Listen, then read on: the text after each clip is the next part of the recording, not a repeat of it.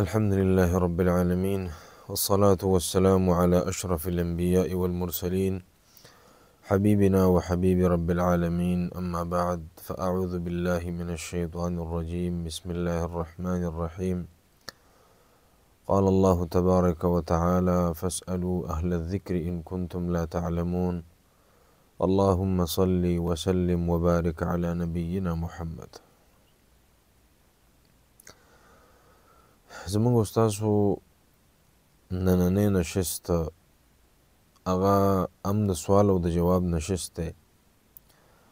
په ټوله هفته کې ستاسو چې کوم سوالات راغلي دي نو هغه ډېر زیات دي. بهرحال مونږ کوشش کوو چې په دې پروګرام کې د ډېرو سوالاتو جوابونه تاسو ته ملاو شي او چې کوم پاتې شو انشاءالله هغه به بیا د راروان سیکشن او د راروانې ناستې او مجلس حصه به انشاءالله تعالی ګرځو. الله دې ماله د صحیح وینا او تاسو ټولو ته الله د صحیح اورېدو توفیق درکړي. اولنی سوال چې دی نو هغه دا راغلی دی چې د نقد او د ادار فرق ساتل. مارکیټ کې عام طور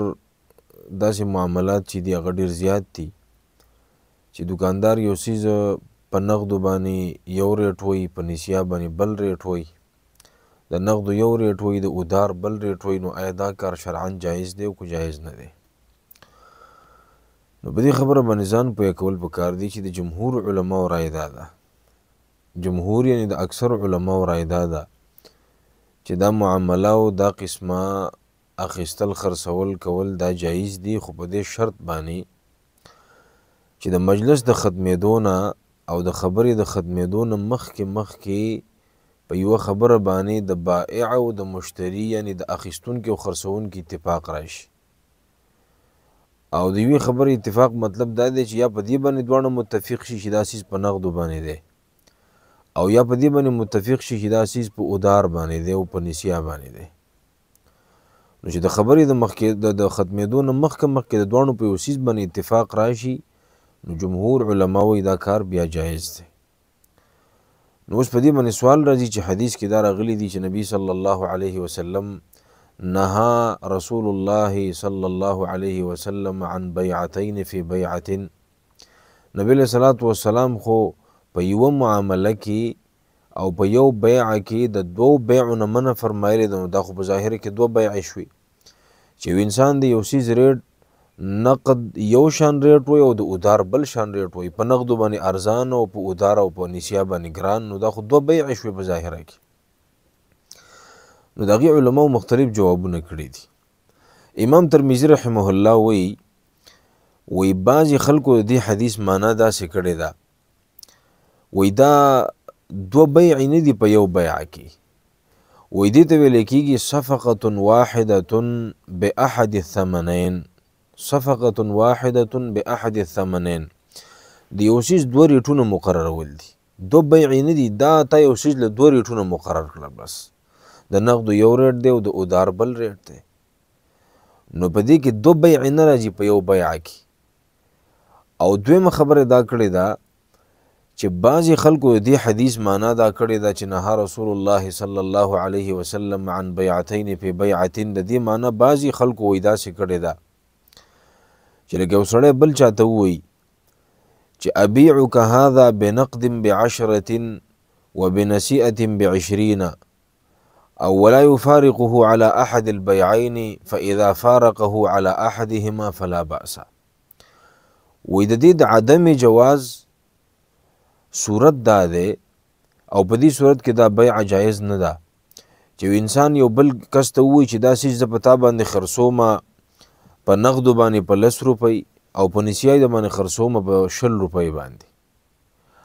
او د خبرې د ختمېدو نه مخکې په یوه خبره باندې د اتفاق را نشي او د یو بل نه جدا شي، خبره هم دقسې ګډه وډه او مجمله پرېږدي. نو په دې صورت کې دا بیع بیا جایز نه ده. ها که چېرې دا دواړه د جدا کېدو نه مخکې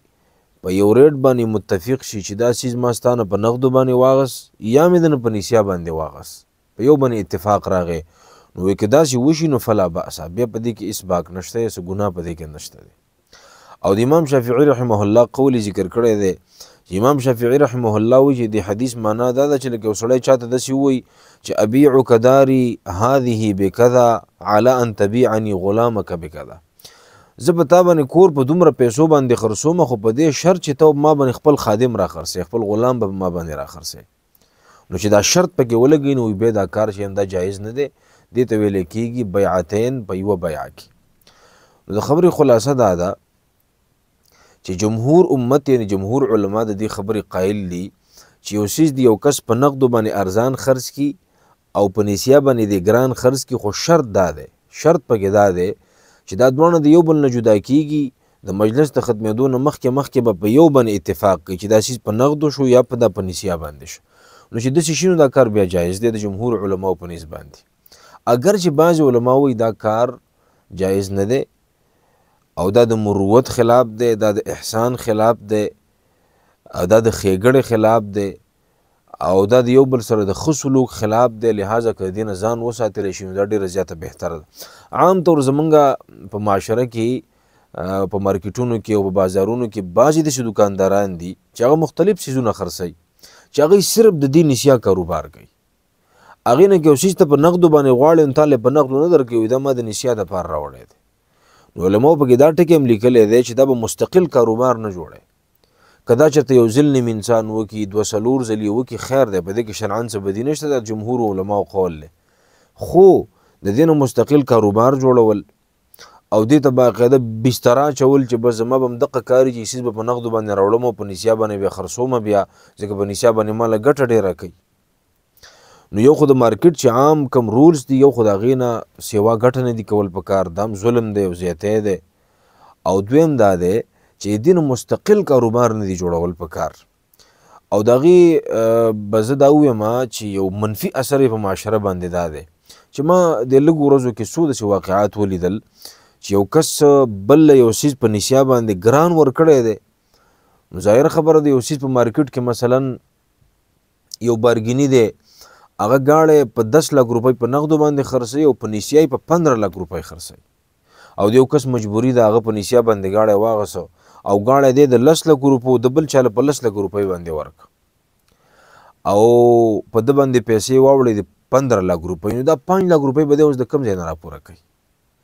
نو دی ورځي د هغه نه د خپلو پیسو مطالبه کوي چې ماله پیسې راکړه، ما تاله ګاړی درکړی، زما په تا باندې 15 لک روپۍ دي. نو هغه وایي چې خو ما په 10 لک روپۍ باندې خرڅ کوم، تا له 15 لک 15 لکه د کوم ځای نه راوړم. نو د هغې نه مسله اوږدېږي او دې حد ته خبره ورسېږي چې هغه انسان بیا کله پکې خودکشۍ ته جوړ شي، یا ځان وولي په ډز باندې یا بل وولي. نو د دې اصل کې معاشرتي خرابیانې ډېرې زیاتې پیدا کېږي، برایانې ته پیدا کېږي، مرګونو ته خبره رسېږي، د دې د وجې نه کورونه ورانېږي، بېعزتیانې ته کېږي. نو هسې د تقوا تقاضا دا ده چې انسان د دې قسمه معاملاتو نه ځان وساتي. یعنې ښه خبره دا ده چې د نقدو کاروبار وکړي. ها یو انسان سره پیسې نشته دی، نو چې د انسان سره پیسې نشته دی ته ورسره ښېګړه وکړه، احسان ورسره وکړه، یو څیز هغه له قرض ورکړه، دا څیز واله ستا سره پیسې نشته دی، خیر دی ما له میاشت پس پیسې راکړه، دا څیز واله ستا سره پیسې نشته دی، خیر دی ما له 3 میاشتې پس پیسې راکړه. نو نبی صلی الله علیه وسلم فرمایي چې څوک ساله یو څیز قرض ورکړي نو تاسو ته پته چې د قرض څومره اجر دی. ګوره د الله پیغمبر وایي چاله دی 1 روپۍ ورکړه، 1 روپۍ قرض، یو ورځ صبر دی ورته وکړو، دا داسې ده لکه تا چې 1 روپۍ صدقه کړي. 2 ورځې صبر دی ورته وکړو، دا داسې ده لکه تا چې 2 روپۍ صدقه کړي. 3 ورځې صبر دی وکړو، دا داسې ده لکه تا چې 3 روپۍ صدقه کړي. 4 ورځې صبر دی وکړو، خبره ډبله شوه، دا داسې ده لکه تا چې 8 روپۍ صدقه کړي. 2 روپۍ دې صدقه کړي دي، بیا خبره 4 ته واوړي، بیا 6 ته، او داسې وخت په وخت باندې داسې سیوا کېږي. نو چې څومره ته هغه ته صبر کوې، هغه عمر به ستا په عملنامه کې نیکۍ لیکلی کېږي، هغه عمر به الله ستا په رزق کې فراخي راولي، هغه عمر به الله په تا باندې اساني راولي. نبی صلی الله علیه وسلم فرمایلی دی چې من یسر علی معسر، چا چې په یو مسلمان باندې اساني راوسته، د هغه سره احسان وکړو، د هغه سره ښه سلوک وکړو، د هغه سره ښېګړه وکړه، هغه په یو مشکل کې ګیر دی، د هغه مشکل نه وویسته، د الله پیغمبر څه فرمایي؟ الله به په ده باندې د دنیا او آخرت مشکلات اسان کړي. چې ته بل باندې اساني راولي، الله به په تا باندې اساني راولي. ته د بل سره ګزاره کې الله رب العالمین به د بل په زړه کې واچي اب ستا سره گزاره کوي. نو اسې د احسان او همدردۍ تقاضا هم دا ده چې دې قسمه معاملاتو نه ځان وساتلی شي. نور ما تاسو ته وویل چې د جمهور امت یعنې د اکثرو علماو رایې دا ده چې دا معامله جایز ده چې یو څیز ته په نسیا باندې ارزان خرڅې او په نقدو باندې په نسیا باندې ګران خرڅې او په نقدو باندې ارزان خرڅې، خو شرط به پکې دا وي چې ته چاته د یو څیز دوه قیمتونه ووایې چې دا څیز په نسیا باندې دومره دی په دومره دی او په نقدو باندې په دومره دی، خو د خبرې د ختمېدو نه مخکې به تاسې په یو ریټ باندې اتفاق کوئ نو هله به دا څیز جایز کېږي. دویم سوال چې هغه یو ملګري کړی دی هغه دا دی چې په یوه کرنسۍ کې ورکړی شوی قرض په بله کرنسۍ کې ادا کول. چاله دی په یوه کرنسۍ کې قرض ورکړه، لکه مثلا یو کس دی هغه بل له په ریالونو کې پیسې قرض ورکړي یا یې وله په ډالرو کې پیسې یا په بله کرنسۍ کې وله قرض ورکړي او بیا ورته دا پیسې دی په پاکستانو کې ورکوي واپس. دلې ورکړي دي ریالونه، دلې ورکړي دي ډالرې او دی ورته ادایګي واپس په بله کرنسۍ بدل کرنسۍ پاکستاني کرنسۍ کې ورته کوي. نو په دې کې خو هسې علماو دا خبره لیکلې ده چې ښه خبره خو دا ده ښه خبره چې کومه کرنسۍ کې تا ته قرض میلاو شوی دی نو چې ته ورته ادایګي هم په هغه کرنسۍ کې وکړي دا ښه خبره ده. خو ها که اوس د دواړو طرفونو په دې خبره باندې اتفاق راشي چا چې قرض ورکړی دی هغه او چې چاله ورکړی دی هغه دواړه فریقه په دې خبره باندې متفق شي چې خیر دی که ته ماله دا قرض په بدل کرنسۍ کې ادا کړې نو هم زه ورته تیار یم، زما به هېڅ قسم اعتراض نه وي، نو دا کار بیا جایز دی.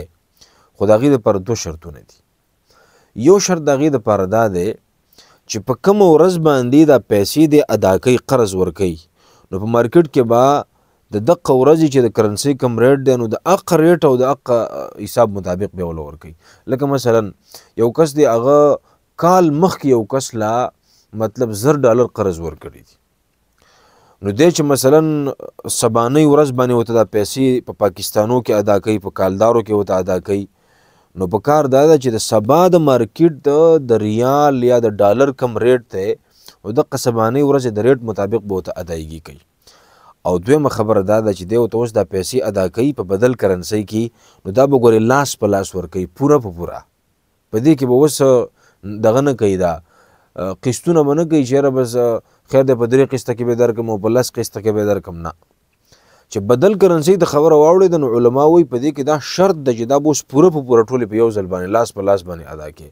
که لاس په لاس باندې نه ادا کړي نو خبره به بیا د حرامو طرف ته ځي د حرمت طرف ته به ځي، لهذا د دې نه بیا ځان ساتل پکاري. او دغه شان ته چې کرنسي بدلیږي نو په هغه کې خو ظاهره خبره ده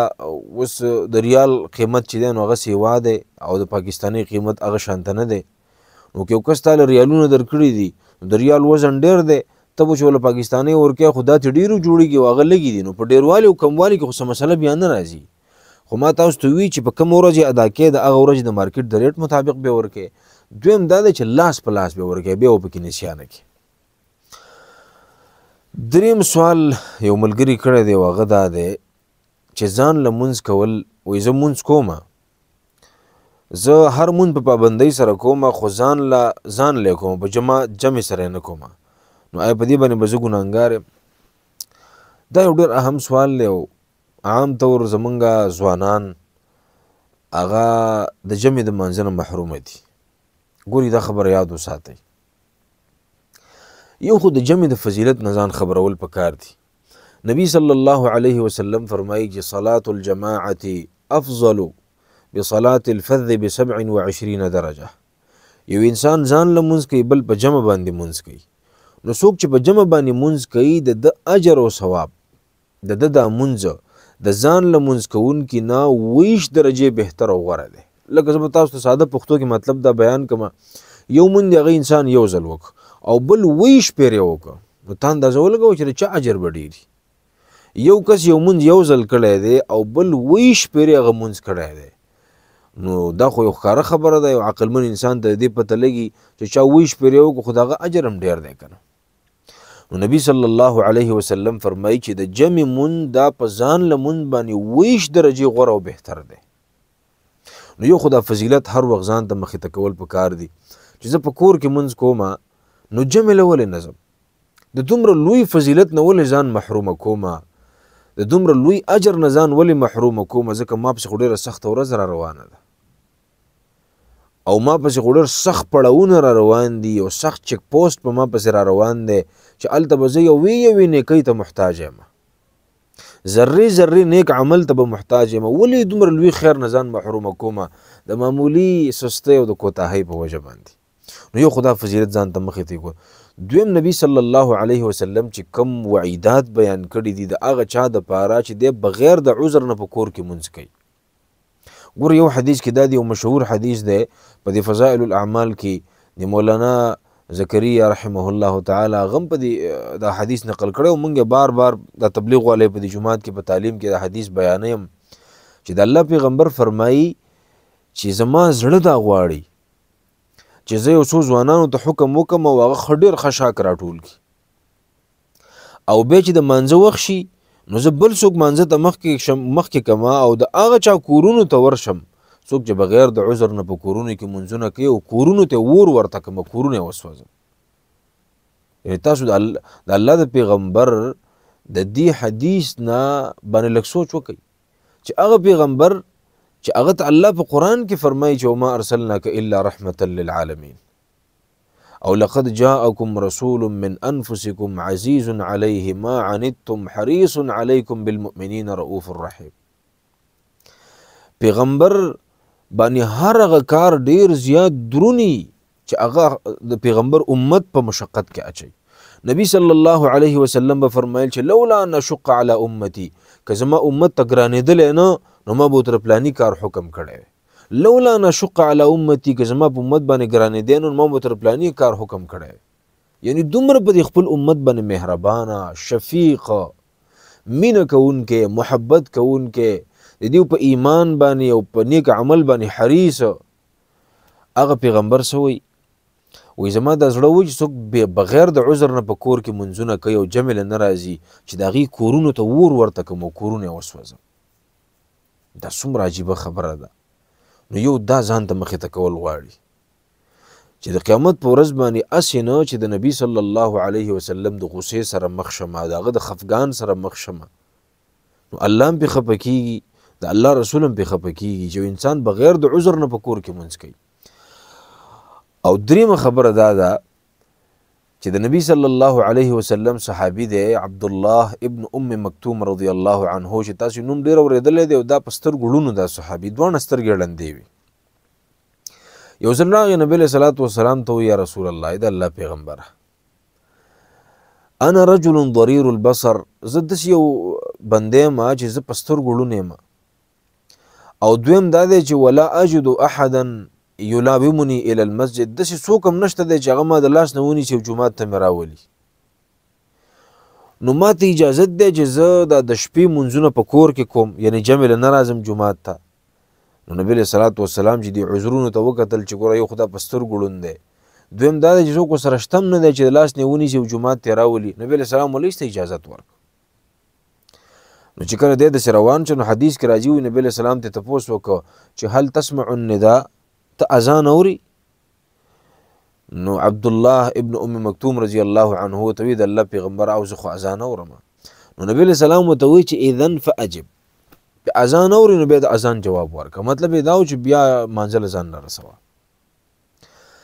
بیا علما وی دی چې لږ کمزوری شو نو حدیث کې دا راغلی دی چې دی یو ځل بیا راغی نبی علیه السلام ته وی یا رسول الله انا رجل ضریر البصر زه خو داسې یو انسان یم چې په سترګو ړوند یم څوک نشته دی چې ما جومات ته راولي بله دا ده چې مدینه چې ده نو په دې کې ماران لړمان هم ډېر دي د حملې خطر هم په ما باندې نو ما ته اجازت ده چې زه کور مونځ وکړم نبي علیه السلام ته بیا تپوس وکړو ویل هل تسمع الندا اذان اوري وی او جي ویل اذن فاجب بیا د اذان جواب ورکوه مطلب جومات ته راځه تاسو اندازه ولګوئ چې انسان په سترګو باندې ړوند دی څوک ورسره نشته دی چې جومات ته یې راولي د مار او د لړم د چیچلو خطره ده خو د الله پیغمبر ولې اجازت نه ورکړي د دې حدیث کې یو عجیبه خبره علما بیان کړې ده هغه دا ده چې د عبدالله ابن ام مکتوم رضی الله عنه عذر وکړه په کور کې مونځ کولی هم الله به له اجر ورکړی وی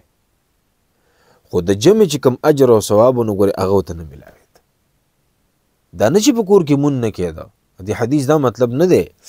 دې کې نبی صلی الله علیه وسلم د جمع د مانځه اهمیت ته اشاره کړې چې دا څومره اهم مونځ دی. په جمع سره مونځ کول دا څومره اهم عبادت دی، دا څومره اهم امر دی او حکم دی د الله چې مسلمان نرینا دا به جمعات ته حاضري کوي، دی به په جمع باندې مونځ کوي. نو نبی صلی الله علیه وسلم ول اجازت ورنکو.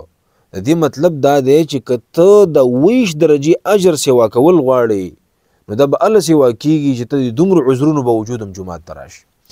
صحابه وایي چې موږ کې به یو کس دومره بیمار و چې هغه به په 2 کسانو باندې پاسه لاسونه اچولي وو، یو په اوږه به یې لاس اچولی او د بل خدای به د جمع نه پاتې کېده، جومات ته به یې ځان رارسو. یعنې دومره اهتمام به نبی صلی الله علیه وسلم او د هغه اصحابو او ملګرو د جمع کوو. او زمونږ څه حال دی؟ زمونږ حال دا دی زمونږ نه موبایل ورکه کړې ده، د موبایلونه نه وزګارېږو. ښه به د اذان واوري او دی په موبایل کې مصروفه دی، دومره ټیم ورسره نشته دی چې دی د اذان جواب ورکړي. ښه به اذان واوري ورته پته ده چې د بانګ نه 10 منټ پس 15 منټ پس به جمع ودرېږي، دی وایي ورېږه پاسمه ورېږه پاسمه ورېږه پاسم. په دې مور ورته اواز کوي بچیه پاسېږه جمع دنه وشوه، پلار ورته اواز کوي بچیه پاسېږه جمع دنه وشوه، ښځه ورته اواز کوي یا سړیه پاسېږه د جمع ټیم دی او دی وایي ورېږه پاسمه. په دې ورېږه کې تیسته جمع وشي. نو د څومره لوی خیر نه ځان محرومه کړه. بړستن کې پروت دی، مور ورته اوازونه کوي، پلار ورته اوازونه کوي، ښځه او بچي ورته اوازونه کوي چې پاسه د مانځه ټیم دی، خو ته فرصت نه میلاوېږي د بړستن او کمبل له ځان نه لرې کړي او دی حاضري وکړي. نو زما د خبرې مطلب دا دی چې دا نه چې په کور کې مونځ نه کېږي، په کور کې مونځ کېږي، هغه ستا چې کومه ذمه ده نو هغه فارغېږي. خو که ته د زیاتي اجر په تمه نو ګورې دا په کور کې په مانځه باندې نه ملاویږي، دا به ملاویږي په جمعات کې په جمع سره د مانځه. ګوره څومره اجر دی. نبی صلی الله علیه وسلم فرمایي من صلى لله 40 یوما یدرک التکبیرة الاولى. یو مسلمان 40 ورځې په تکبیر اولا سره مونځ وکړه. تکبیر اولا مونږ ته تکبیر تحریم مو، تکبیرة الافتتاح مو او تکبیر اولا مو ته د اولنې تکبیر چې مونږ یې مانځه ته په داخلي وو. نو چې انسان 40 ورځې مسلسل داسې مونځ وکړي په جمع باندې چې په تکبیر اولا سره مونځ کوي، نو د الله پیغمبر وایي اجر یې څومره دی؟ کتب له براءتان. الله رب العالمین به دله 2 پروانې ورکړي، 2 پروانې او 2 انعامات. یو براءة من النار، الله به د جهنم د اور نه آزاد کړي. دویم براءة من النفاق، الله به د منافقانو د فهرست نه وباسي، د زړه نه به الله نفاق لرې کړي. دا په څه باندې؟ دا په 40 ورځې مسلسل مونځ کولو باندې چې انسان په تکبیر اولا سره مونځ کوي او جمع لاندې کوي. او مونږ سره د تکبیر اولا هیڅ اهمیت مونږ ته پته نشته، نه په خپله مونږ سره اهمیت شته، نه خپلو بچو ته دا وښودله چې بچې ګورې په تکبیر اولا سره مونځ کولو کې اجر ډېر دی، د هغه مونځ نه چې تا نه تکبیر اولا فوت شي نو دی به ښه رواني او هلته به اقامت ویلی کېږي او دی به لګیا هلته به قړتې لګوي، یو سره به خبرې کوي بل سره به خبرې کوي. دا احساس ورته نشته دی، زما نه خو تکبیر اولا فوت کېږي، راشه دا خبرې پرېږده ورمنډه که، قدمونه لږ تیز که، جلتي وکړه، تادي وکړه چې ورورسېږو د امام صاحب په تکبیر اولا کې شریک شي. نو د تکبیر اولا اهتمام پکار دی. د جمع سره سره جمع خو به اسم کې، ها که چېرته عذر دی د عذر د وجې نه پاتې شو خیر دی، خو که عذر د نشته دی نو بغیر د عذر نه جمع پرېښودل دا جرم دی. لہذا د الله نه به دعا کوو چې الله مونږ ټولو ته په دې خبرو باندې د عمل کولو توفیق راکړي. بل یو سوال یو ملګري کړی دی، هغه دا ده چې د هندوانو سره یا د بل غیر مذهبه انسان سره یو ځای خوراک کول جایز دي او که نه؟ یعنې ګوي که څوک موږ ته دعوت راکړي، ګورئ دا خبره یاد وساتئ، غیر مسلمه چې تا له دعوت درکړي نو ته د هغه دعوت قبلولی شي او که نه شي قبلولی نو بلکل یې قبلولی شي. او خصوصا په هغه ځای کې چې کله ستا د دې دعوت د قبلولو په نتیجه کې هغه اسلام ته مایله کېږي، مسلمانانو ته مایله کېږي او د هغه په دې باندې تالیف قلب کېږي زړه پې خوشحالیږي او تا ته پته ده چې که دا دعوت زه قبول کړم نو دی به د اسلام ته نور هم رانږدې شي. نو په دې صورت کې دعوت قبلول ضروري دي چې مسلمان د کافر دعوت قبول کړي. خو د هغې دپاره شرطونه دي. ګوره یو شرط دا دی چې هغه دعوت به نه قبلې چې تا ته هغوی د خپل یو مذهبي تهوار طرف ته دعوت درکړي چې زما سره په دې مذهبي تهوار کې شرکت وکړه. نو د کافرانو مذهبي تهوارونو کې به مسلمانان شرکت نه کوي. ګوره د یاد وساتئ، که هغه د هندوانو دی، که هغه د سیکانو دی، که هغه د یهودیانو دی، که هغه د عیسایانو دی، که د بل کافر دی، خو د هغوی په مذهبي تهوارونو کې به مسلمانان شرکت نه کوي. د حرام کار دی. او بل دا ده چې موږ او تاسو دا وینو که نه د تیرو ورځو کې د عیسایانو یو ورځ تېره شوه چې هغوی ورته کرسمس وایي که نه. او زمونږ ډېر داسې مسلمانان چې هغه ناپوهه دي، سمج یې نشته، د اسلام نه ځان نه دی خبر کړی، په دې خبره ځان نه دی پوهه کړی چې په دې موقع باندې زه یو عیسایي له مبارکي ورکوم، دا زه څه کوم. ګورئ دا خبره یاد وساتئ. په قرآن مجید کې الله تعالی فرمایلی دي چې تکاد السماوات يتفطرن منه وتنشق الارض وتخر الجبال هدا ان دعوا للرحمن ولدا. الله وی تکاد السماوات يتفطرن منه، نږدې ده چې د اسمانونه ټوکړې ټوکړې شي، خو ښکته را پرېوځي. او وتنشق الارض، او دا ځمکه وشلېږي، وتخر الجبال هدا، او دا غرونه ریزه ریزه شي او را پرېوځي او ختم شي. د کمی خبرې د وجه نه ان دعوا للرحمن ولدن، چې دا خلق د الله دپاره اولاد ثابتوي، د الله دپاره نونه ثابتوي، د الله دپاره زامن ثابتوي. دا دومره خطرناک او زورور خبره ده چې نږدې ده چې اسمانونه ریزه ریزه شي، نږدې ده چې دا ځمکه وشلېږي، نږدې ده چې دا غرونه ختم شي او ریزه ریزه شي. دا دومره خطرناکه خبره ده. او عیسایان چې دا ورځ مناوي، د کرسمس دا ورځ، نو دا په څه نوم باندې مناوي؟ د هغې عقیده دا ده چې معاذ الله عیسی علیه السلام د الله زوی دی. هغه چې د عیسی علیه السلام د ولادت ورځ مناوي، د عیسی علیه السلام د پیدایش ورځ مناوي، نو د هغې خو عقیده دا ده چې دا د الله زوی دی معاذ الله. نو ته ولې په کومه خوشحالۍ کې مبارکي ورکوې، او ته ولې په کومه عقیده او په کوم سوچ باندې خوشحالي دغه ورکوې، مبارکي ورکوې. نو لہذا د دې قسمه مبارکونه ځان ساتل پکار دي. په دې قسمه تهوارونو کې د هغې سره شرکت، مذهبي تهوارونو دعوتونه مسلمانان د کافر نه قبلوي، هغې ته به نه ورسي. یو دا خبره. دویم دا ده چې کله تعالی دعوت درکړي، نو دعوت یې په دې شرط باندې قبلولی شي چې د هغه په دسترخوان باندې حرام څه شی نه پراته، شراب پې پراته دي، د خنزیر غوښه پې پرته ده، یا داسې یو څاروی پې پروت دی، په هغې باندې د پاسه حرامه ذبیحه پې پرته ده، د غیر الله په نوم باندې، د الله نه ماسوا د بل چا په نوم باندې څاروی ذبحه شوی دی، یا په شرعي طریقه باندې نه دی ذبحه شوی، او هغه څاروي غوښه پې پرته ده. نو بیا داسې دعوت قبلول هم د مسلمان دپاره جایز نه دي. ها، په دې بهر ملکونو کې اکثر داسې وي چې زمونږ د مسلمانانو سره ځای په ځای باندې هندوان اوسیږي، یا ورسره مثلا عیسایان اوسیږي، یا ورسره یهودیان اوسیږي په مختلفو ځایونو کې چې کوم رهایشي ځایونه دي. نو په هغه کې دا ده چې هغه یو څیز پوخ کي، مثلا تا ته پته راځي د صفایي خیال ساتي، غوښه پخه کړې ده، خو هغه غوښه چې ده نو هغه څاروی مسلمان ذبحه کړی دی، ښه په صحیح صفا ستره طریقې سره د هغې دغه شوې ده، کټایي شوې ده، هغه غوښه یو کافر هم پخه کي، او تا ته پته ده چې حرام څه شی پکې نه دی اچولي، پلید څه شی پکې نه دی، بالکل یې خوړلی شي، دې کې شرعاني هېڅ بدي نشته دی. یا مثلا سبزي پخ کړې ده، دالونه مالونه وغیره څه شی پاخه کړي دي، او تا له دعوت درکو، نو بالکل شرعان په دې کې څه بدي نشته دی، خوړلی شي.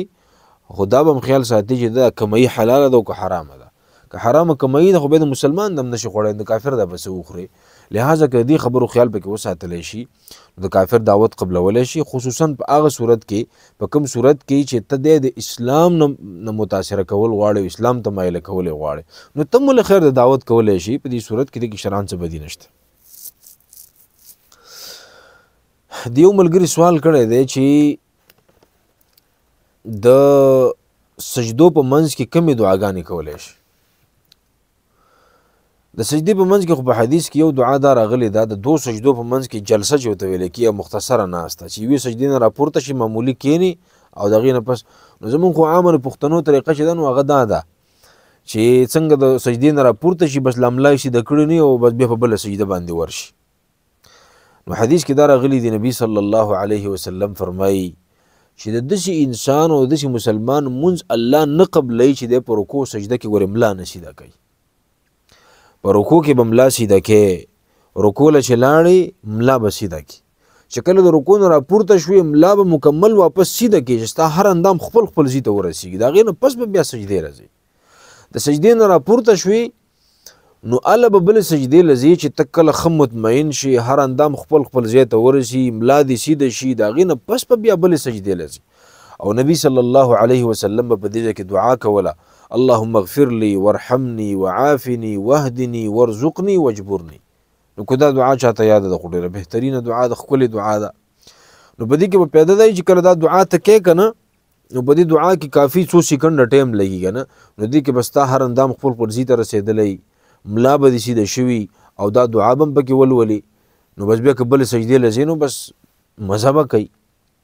نو که دا دعا چاته یادوي دا دعا کولی شي اللهم اغفر لي وارحمني وعافني واهدني وارزقني واجبرني. خو ګوره دا په نفل منځ کې او سنت منځ کې خو انسان چونکې خود مختار او په خپل اختیار کې نو بالکل یې کولی شرعاً پکې څه بدي نشته. خو که چېرته امام داسې دی چې هغه په خپله باندې هر رکن ښه په استقامت سره کوي او ښه په اطمینان او سکون سره کوي نو په فرض منځ کې هم ویلی شي. خو کله کله داسې وي چې ځینې امام داسې وي چې دا مونځ یې سم په یادو باندې یاد کړی نو هغه ته چې پسې ملا سیده کوې نو بس هغه بیا بیا سجدې له تلی او چې رکوع نه پاسېږي او ته ملا سیده کوې بس هغه سجدې له تلی یعنې دومره ټایم پکې نه تېروي. نو هسې خو امامانو ته برحال امامانو ته خو چې نصیحت کوې نو عجیبه خبره ده ځکه چې امام خلکو ته نصیحتونه کوي که نه. خو روژه را روانه ده، الله دې زموږ په حال باندې رحم وکړي. خو ګورې زموږ امامان په دې منځونو کې ډېره زیاته تیزي کوي، خصوصا قرا حضرات چې دي قاریان. نو موږ دا قاریان چې یو موږ خو د ځان نه خبر نه یو، خو ګورې بار راپسې خلکو قصې مشهورې کړي دي. بعضې خلک وایي دا پلانی چې دی نو وایي دا راکټ ملا دی او څوک وایي دا 11-22 قاري صاحب دی که نه. دا لطیفې هم راپسې خلک بار کوي. دا زمونږ د کړو هغه دغه دي، دا اثرات دي چې لکه مونږ تیز تیز منځونه کوو او یو ځای کې نو د عام خلک خو مونږ عادت کړی داسې دی چې لکه د خلکو تصور دا جوړ شوی دی چې دا فرض مونځ به په قلاره باندې کوې، سنت به هم په قلاره کوې، خو دا تراویح چې دي نو دا د تر نه دا به تیزې تیزې کوې. نو چېرته یو قاري صاحب به راغلی و هغه به چېرته مسله اورېدلې و چې لکه تراویح خو مونځ دی دا هم په قلاره کول غواړي. نو چېرته هغه به لږې په قلاره باندې تراویح کړي نو یو کس وایي چې مړه قاري صاحب راته د تراویح نه مونځ جوړ کړو که نه. نو داسې نه دي کول پکار، په دې باندې الله خفه کېږي. بهرحال چې داسې امام دی چې هغه په تسلي او اطمینان سره مونځ کوي نو ته فرض مونځ کې هم دا دعا ویلی شي. خیر دی په بعضې روایاتو کې دا هم راغلي دي چې دا ټوله دعا نه شي ویلی چې اللهم اغفر لي وارحمني وعافني واهدني وارزقني واجبر. نو صرف اللهم اغفر لي ووایه او 3 پیري اللهم اغفر لي اللهم اغفر لي، الله ماته بخښنه وکړه، الله ماته بخښنه وکړه، الله ماته بخښنه وکړه. نو که دا وویلی شي نو بس دا هم کافي کېږي. بل یو سوال یو ملګري کړی دی او هغه دا دی چې کله کله داسې وشي چې یو کس دی او دا کمیشني دی چې په عربۍ ژبه کې ورته دلال هم ویلی کېږي. نو دی د یو کس دپاره یو څیز اخلي خو هغه ته پته نه وي چې دی زما نه ګټه کوي او دی ته پکې ځان له کمیشنري ګټه پکې کوي. نو دا مسئلې دا لین دین او دا قسمه روزګار زمونږ په دې معاشره کې ډېر زیات دی. یو کس دی مثلا او هغه خپل یو دوست ته ووایي چې لکه پلانیه زما موټر سایکل په کار دی خو چونکې زه خو په موټر سایکل باندې پوهېږم نه، نو تا ته زه یو درخواست کوم او هغه دا دی چې ته زما دپاره یو موټر سایکل واله.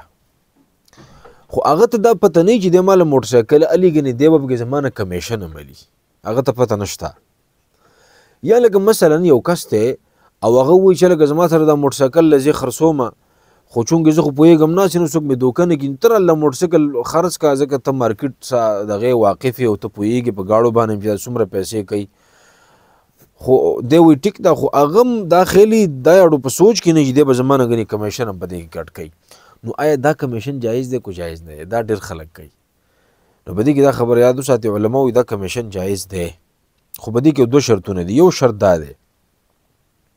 چې د بازار کوم عام ریټ دی نو ګورې د هغې نه به له ګران نه ورکوي. لکه کله کله به ستا د دوکاندار سره ته دوکاندار له ګاهک ګورې هلکه دا پلانی شی دا ماله ډېر زیات کسان راولي او ګاهک یې ډېر دی، نو هغه چې یو دکاندار له یو څیز په کم ریټ باندې ورکوي که نه تا له هم په ریټ باندې درکوي ستا به د عام دکاندارانو یو روپۍ دوه خاطر کوي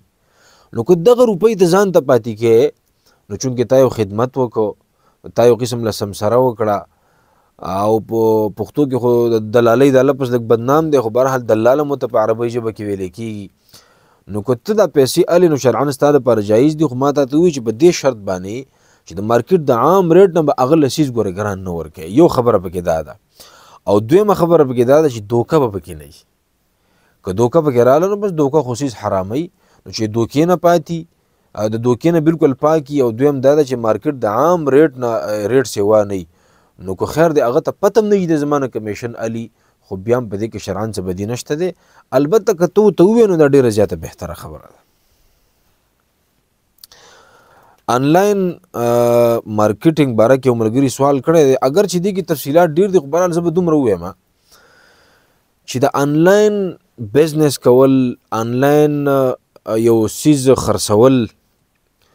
نو دې لپاره خو مختلف فورمز د خلکو دغه کړي دي په دې سوشل میډیا باندې او په دې نورو لارو چارو باندې آنلاین خلک څیزونه خرڅوي نو په دې کې خو چې کوم جایز صورتونه دي نو د هغې خو بلاشه تفصیلات دي خو زه به دومره ووایم چې یو څیز ته آنلاین یا خپل یو پراډکټ خرڅوي او یا ته مثلا د یو بلې کمپنۍ یو پراډکټ دی هغه خرڅوي آنلاین یې ول خرڅوي او هغې ته کمیشن میلاویږي نو دا کار شرعن جایز دی خو په دې کې یو دا خبر یاد وساتئ چې دا کم څیز ته خرڅوي کم پراډکټ خرڅوي نو چې دا حرام څیز نه وي ځکه دا خو انټرنیشنل کمپنۍ نه دي نو په دې کې خو ظاهره خبره د حرام څیزونه د خنزیر غوښه پکې خرڅېږي شراب پکې خرڅېږي نور ډېر بلاشه د ټنګ ټکور د آلات پکې خرڅېږي نور پکې ډېر بلاشه حرام څیزونه خرڅېږي نو ته چې کم پراډکټ سیل کوې ته په مارکیټ کې او خرڅوي نو شرط به دی چې حلال څیز به خرڅوي حرام څیز به نه خرڅوي د هغې مارکیټینګ به نه کوي دویمه خبره ده ځان سره یاد ساتل پکار دي او دا زه وایم عام طور چې ګورې ما چې تر اوسه پورې څومره څیزونه آنلاین اډر کړي دي نو په هغې کې ډېر کم د څیز چې کوم څیز تا ته وښیي هغه څیز تاله رالیږي تا ته به وښیي یو څیز او چې له راولېږي نو هغه بیا بل څیز تا ته به یو څیز په ویډیو کې یا آنلاین به تا ته یو څیز وښیي او ته به وایې چې دا خو ډېر ښه څیز دی او دومره صفتونه به ته بیان کړي دا داسې دی او دا داسې دی او دا داسې دی خو چې کله له راولېږي نو هغه بیا هغه څه نه وي نو ګوره په دې آنلاین مارکیټینګ کې زما درخواست دا دی چې څومره ملګري زما دا پیغام اوري چې که تاسې آنلاین مارکیټینګ کوئ او مختلف پراډکټ خپل خرڅوئ یا پردی خرڅوئ نو په دې کې ګورې دوکو نه ځان ساتئ چا ته چې کوم څیز وښیم هغه څیز به ورته ورلیږي او یو څیز کې یو پراډکټ کې یو خوبي نشته نو هغه خوبي ورته د ځان نه مه بیانوه دا خو که ته په دوکان کې ولاړ یو څیز خرڅوې او ته یو خوبي په یو څیز کې نشته دی او ته وله بیانې نو دروغ شو که نه دوکه شوه په دې باندې الله خفه کېږي په دې باندې ستا کمایي حرامېږي نو که ته ډېر روپۍ هم وګټې خو حرام یې د وګټلې الله به نه په بله لار باندې وباسي نو لهذا په آنلاین بزنس کې آنلاین مارکیټ کې کم از کم د دې څیزونو خیال ساتئ چې کم څیز چاته وښیې نو هغه څیز وله بیا لیږل پکار دي او یا دا ده چې کوم څیز کومه خوبي بیان پکې نه وي نو هغه خوبي نه دي بیانول پکار چې کوم څیز کومه خوبي پکې ده کوم صفت پکې ده هغه بیان کا او هغه ورته ووایه ځکه نبي صلی الله علیه وسلم فرمایي چې په مارکیټ کې او په بزنس کې په کاروبار کې رښتیا ویل نه دي رښتیا دا ډېر اوچت صفت دی ګورئ او د الله پیغمبر ورته خوشخبري اورولې ده چې التاجر الصدوق هغه تاجر او کاروباري چې دی په خپل کار روزګار کې رښتیا وایي د دروغو نه ځان ساتي مع النبیین والصدیقین والشهداء والصالحین الله به په جنت کې د ملګرتیا د انبیاو او د صدیقین او د شهداو سره کوي الله رب العالمین دې زموږ او ستاسو د ټول اصلاح وکړي بل یو سوال ملګري کړی دی او هغه دا دی چې په عقیقه کې غټ څاروی ذبح کول دا جایز دی که جایز نه دی ګورئ دا خبره یاد وساتئ د الله د پیغمبر طریقه دا او سنت او چې د الله پیغمبر څه ووایي نو هغه د الله حکم وي چې په تاسې کې د چا په کور کې جنۍ پیدا شي نو په هغې باندې د یو وړوکی څاروی حلال کړي که هغه چیلی دی که چیلی ده که هغه ګډ دی او که ګډه ده خو هسې نر څاروی بهتري دویم دا دی چې که په کور کې الګ پیدا شي نو په هغې باندې د عقیقې په طور باندې دوه واړه څاروي حلالول چې دا پکار دي سنت طریقه ده په اوومه ورځ باندې خو که چېرته یو کس داسې وایي چې یاره زما میلمانه ډېر دي په کور کې لور پیدا شوه نوسۍ پیدا شوه زما مېلمانه ډېر دي او زه به د وړوکي څاروي په ځای باندې غټ څاروی حلال کړم، نو بالکل په دې باندې هم حقیقت کېږي. یا مثلا زه ما وس کېږي خو مېلمانه مې ډېر دي، نو زه به د 2 وړو څاروو په ځای باندې 2 غټ څاروي حلال کړم، نو په غټو څاروو باندې هم کېږي. شرعاً په دې کې هېڅ بدي نشته دی، بالکل یې کولی شي. دا بل یو سوال ملګري کړی دی چې جبریل امین به په مختلفو شکلونو باندې لکه د دحیة بن خلیفه الکلبی رضی الله عنه په شکل کې راته دی، څه حکمت دی؟ ګورئ دا جبریل امین چې و دا نبی صلی الله علیه وسلم ته بشراته بخاری کې باب بدء الوحی کې امام بخاری رحمه الله د دې صورتونه ذکر کړي دي چې په کومو صورتونو کې جبریل امین د نبی علیه الصلاة والسلام خواله راغلی دی. نو کله به چې د انسانانو په شکل کې راته، نو د نبی علیه الصلاة والسلام یو صحابي و دحیة بن خلیفه الکلبی رضی الله عنه، دغه په شکل باندې به راته. لکه مشهور حدیث دی بخاری کې هم راغلی دی، د ناشنا سړي په شکل باندې راغلی و چې هغې ته حدیث جبریل وایي چې صحابه وایي موږ د پیغمبر علیه السلام خواته ناستو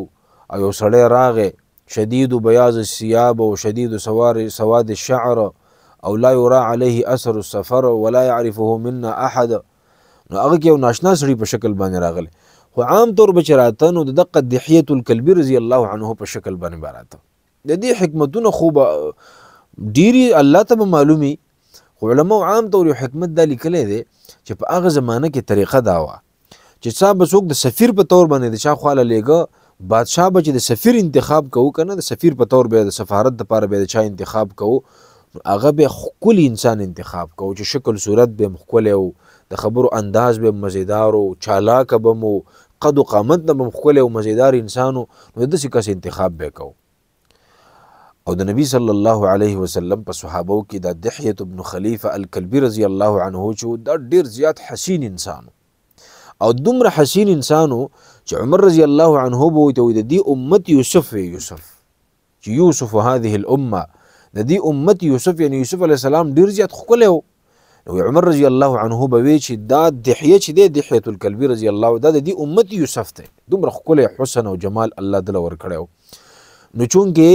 جبریل امین خو د الله د طرف نه یو سفیر و چې پیغمبر علیه الصلاة والسلام ته به راته، نو د دې وجې نه به د دحیة بن خلیفه الکلبی رضی الله عنه په شکل باندې راته. هذا ما عندي والله تعالی اعلم. الله ته علم دی چې دې کې نور حکمتونه بیا څه. یو بل ملګري سوال کړی دی چې یو سړی چېرته میلمه او غسل پې لازم شي نو دی به غسل کوي. ګورئ دا مسلې په دې جمع کې هم ډېرې زیاتې راځي، او بل دا ده چې انسان میلمه شي نو ظاهره خبره ده انسان له حیا هم ورځي ډېره زیاته. زه اوس څنګه دی میلمه ته کوربه ته ووایم چې یاره ما له اوبه راوړه او ما باندې غسل اوړېدلی دي. نو دا خبر یاد ساتل پکار دي چې د حیا د وجې نه ګورې غسل نه دی پرېښودی، د حیا څه عذر نه دی چې که ته دا ووایې چې یاره ما باندې زه په یو ځای کې میلمه وم او ما باندې غسل اوړېدلی او ما د حیا د وجې نه نشو ویلی چې ما له اوبه راوړئ او ما ته دغه راغلی مسله راته راغلې ده ما له اوبه راوړئ، نو دې وجې نه مې د غسل پرېښود او مونځ رانه پاتې شو. ګورې دا حیا چې دی دا عذر نه دی. لهذا که چېرته میلمه شوې نو حیا خو په خپل ځای باندې ښه شی دی، خو په دې ځای کې به حیا اوس نه کوې. د هغې وجه دا ده چې ستا مونځ ته خطره جوړېږي او یو مونځ چې دی پرېښود یو مونځ د الله پیغمبر وایي چې یو مونځ نه قضا شو چا نه مونځ قضا شو فکأنما وتر اهله و ماله، لکه چې ټول اهل و عیال یې مړی، دومره نقصان ورته ورسېد. نو هلته ستا مونځ په خطره کې دی، ځکه چې په داسې حالت کې خو مونځ نشي کولی نو بیا به څه کوې. نو صرف دا عذر پیش کول چې یاره ما له حیا راتله د حیا په وجه باندې ما څه ونه وي دا غلطه خبره ده. لهذا بالکل وینا پکار ده، دا خو انساني ضرورت دی، دا به ولې څوک بده ګڼي چې ته د چا که میلمه شوې او تا ته د غسلو ضرورت راغی نو بالکل ښه ښکاره هغه ته ویلی چې په دې غوږ کې ورته خیر دی وکړه چې ښکاره یې خلکو مخکې نه شي ویلی، غوږ کې ورته ووایه ما لږ اوبه راوړئ زما داسې حاجت دی لږ غسل کوم غسل کول غواړم. البته علماو دا خبره لیکلې ده چې څه صورتونه داسې دي لکه یو صورت دا ده چې تا ته اوبه نه میلاویږي، په اوبو باندې قادر نه، نو ظاهره خبره ده چې اوبه نشته یم د هغې متبادل صورت شته دی، بس تیمم ووهه خیر دی. او څنګه تیمم چې ته د چارندام دپاره کوې بس هم هوبهوب دقسې تیمم چې دی دا د غسلو دپاره دی، بس دقسې تیمم مونځ پرې وکړه. یا دویم صورت هغه دی چې انسان بیمار دی مثلا، نو بیمار خو که ته په کور کې مثلا او د غسل ضرورت راغی او ستا داسې بیماري ده چې ستا دا یقین دی یا ته ډاکټر ویلی دی چې که زه غسل وکړم بیماري مې سیوا کېږي، یا دومره شدیده یخني ده چې ګرمې اوبه نه میلاویږي او ته وایې چېرې که زه غسل وکړم نو بس ایسته به مړ شم او هلاک به شم، نو په دې صورت کې بیا علماو لیکلي چونکې دا یو د عذر صورت دی، نو په دې صورت کې بیا که انسان تیمم ووایي نو خیر په دې کې شرعاً څه بدي نشته. یو خبره دا هغه دا ده چې که په یو ځای کې چېرته د فتنې خطره وي، د فتنې چې ته په یو ځای کې میلمه شوی او تا ته د غسلو ضرورت راغی، احتلام وشو او ته وایې چې یاره که دا خبر زه اوس ښکاره کوم نو دا د فتنې خطره دې کې د فتنې خطره پکې ده، چېرته ما باندې یو بدنامه ولګي، بدنام به شمه، نو په دې صورت کې بیا بعض علماو د جواز فتوا ورکړې ده، لکه امام شافعي رحمه الله نه دا قول نقل دی چې امام شافعي صاحب وایي چې خیر دی د په دغه ټیم کې غسل نه کوي، دا غسل هم د لیټ کی او دغه شان دا مونځ هم د ورپسې لیټ کی، چې کله دته موقع ملاو شو بس غسل دی وکړي او بیا په هغه ټیم کې د غسل نه پس دی بس بیا مونځ وکړي، نو خیر دی بیا په غسل او په مانځه کې تاخیر کولی شي. امام شافعي رحمه الله وایي په هغه صورت کې چې کله د فتنې خطر وي، د بدنامې خطر وي، نو په هغه صورت کې بیا شرعاً دی کې جواز صورت جوړیږي او په دې نورو صورتونو کې جواز نه جوړیږي چې انسان صرف دا عذر پیش کوي چې یاره مال حیا راتله او د حیا د وجې نه ما بس تیمم وامون مې وکړو، نو غلطه ده، ځکه چې دا داسې عذر نه دی چې دې په وجه باندې انسان تیمم وایي.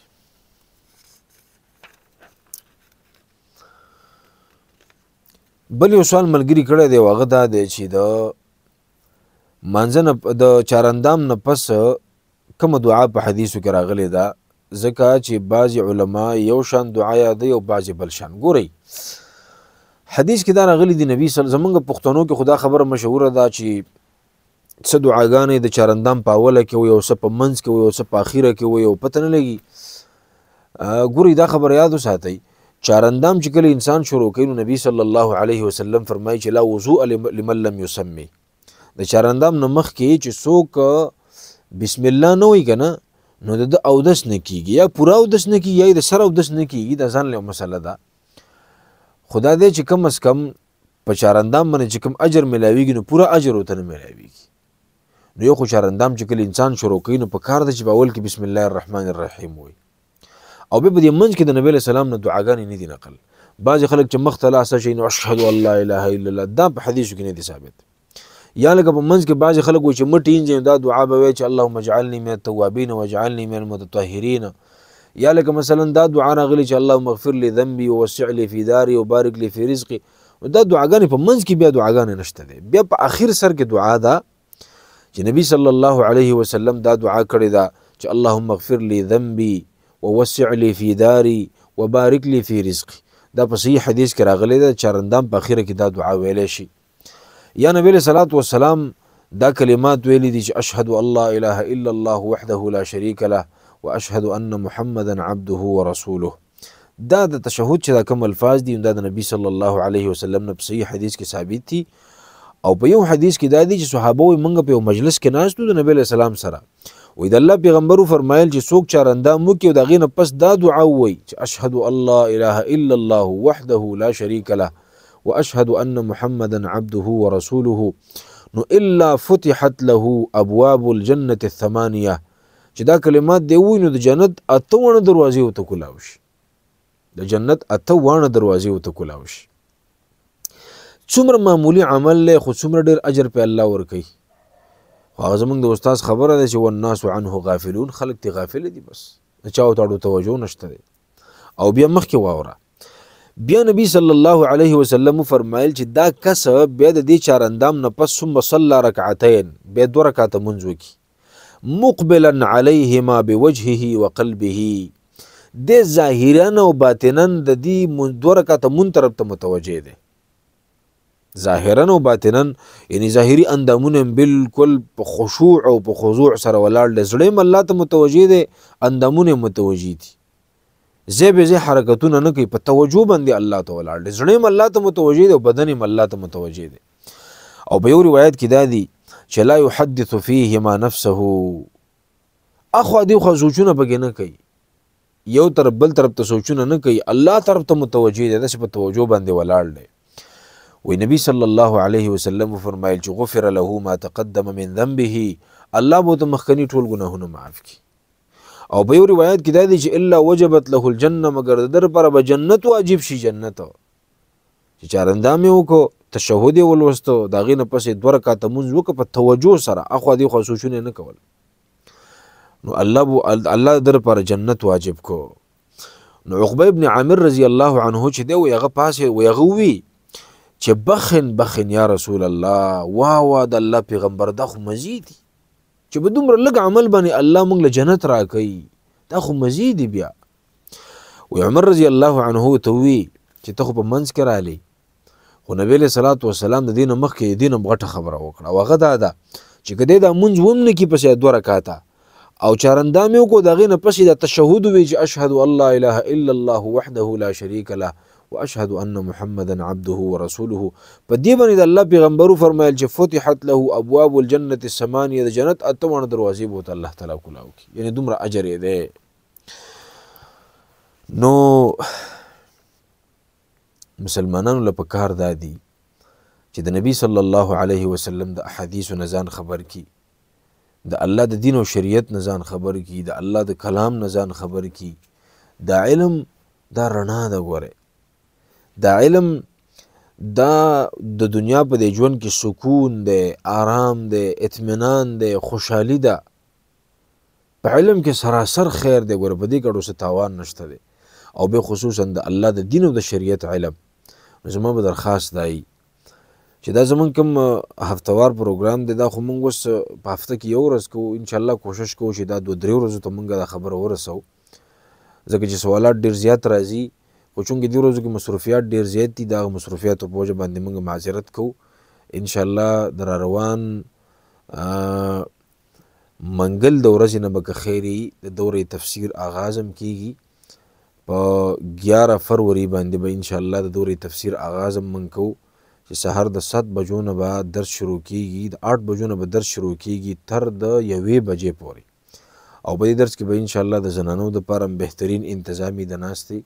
او د نارینهو دپاره به بهترین انتظامي د ناستې. کم مشران چې په ځمکه باندې نشي کېناستې د هغې دپاره به د کورسو انتظام هم وي. نو زما ټولو مسلمانانو ته درخواست دا دی چې دا یو بهترینه موقع ده چې مونږه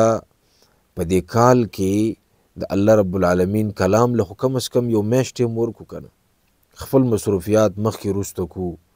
خپل کارونه ورته پرېږدو، ځکه زمونږ د ټولو نه اهم کار، د ټولو نه لوی مقصد د ژوند هغه د الله کلام زده کول دي، د الله په کلام کې سوچ او فکر کول دي، دا په خپل ژوند کې عملي کول دي، دا نورو ته رسول دي.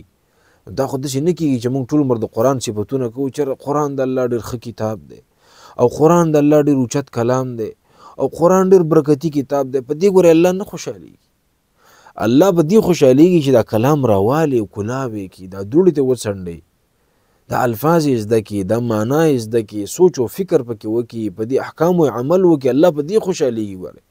مونږ دا ټوله زندګي د قرآن په صفتونو کې تېره کړو، صفتونه یې کوو، په صفتونو م الله ګوره نه معاف کوي. دا یاد ساتئ. ګوره